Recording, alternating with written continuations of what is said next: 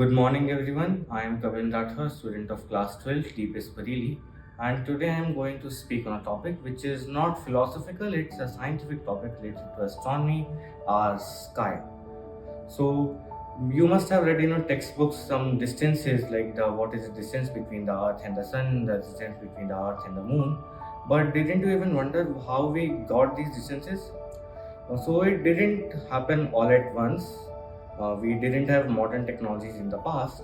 It happens with a series of steps leading each measurement to another measurement. So first of all, the flat Earth theory was prevalent in the history if you look at it. So the people believed that the Earth is flat like a disc, but some people disagreed with this fact. One of them was one of the greatest Greek philosophers, Aristotle. He he observed that when ships sailed down the oceans, they were disappearing gradually from bottom to top instead of disappearing suddenly. Because if this is a flat Earth, they will disappear suddenly, and if it's curved, they will disappear gradually. So from this, he concluded that Earth is not flat, but it's slightly curved. But the shape was still unknown. So what did he do to get the shape? He observed the lunar eclipses, the Earth's shadow casted on the moon. So what he observed from every lunar eclipse that he observed for quite many decades. So he observed that every lunar eclipse there was circular shadow casted on the moon.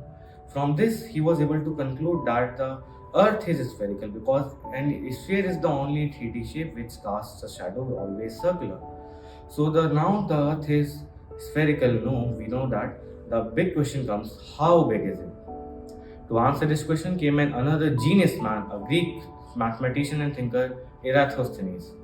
He utilized the fact he heard from a man. He lived in a city of Alexandria. He heard that there is a city 𝐸𝐼 far south of Alexandria where the sun rays come parallel at the day of summer solstice. So if the rays were coming parallel to 𝐸𝐼, he knew that the rays would be coming at some angle. You can visualize it in your mind that the rays are coming parallel to this Earth. The city is 𝐸𝐼, the rays are parallel. You can think that Alexandria is some upward and the rays are some at slanting.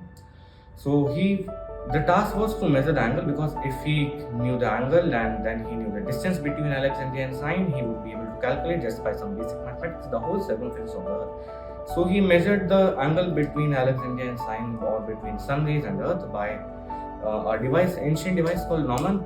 It's ancient sundial. He measured the angle, it came out to be 7 degrees approx. Then the task was to measure distance. We don't know actually how he measured the distance, but there are some stories.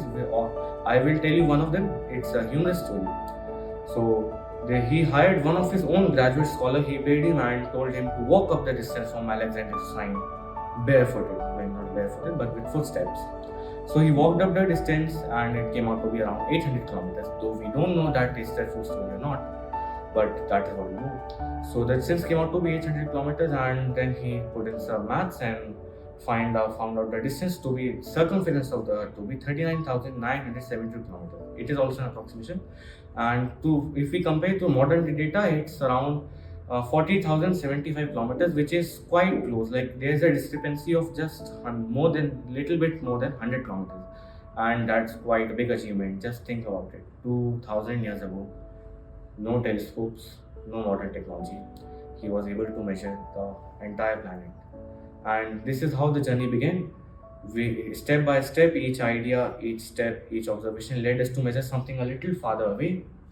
And this is how we got the cosmic distance ladder. For today, I'll conclude here. I will continue this series again in next part when I'll get a chance to speak again. Till then, stay curious. Thank you.